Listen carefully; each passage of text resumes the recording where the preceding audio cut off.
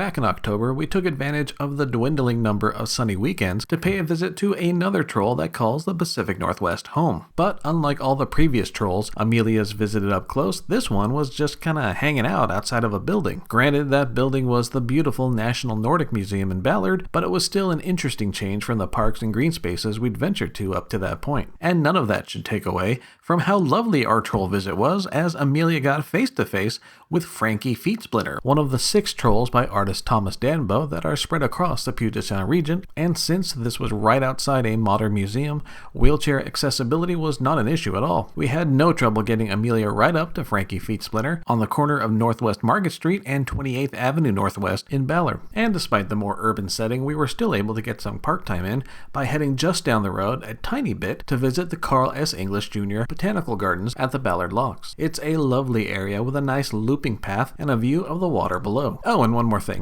The last time we took Amelia up to Seattle, we neglected to take the obligatory and touristy Space Needle photo, so we pulled over on the way home to finally correct that mistake.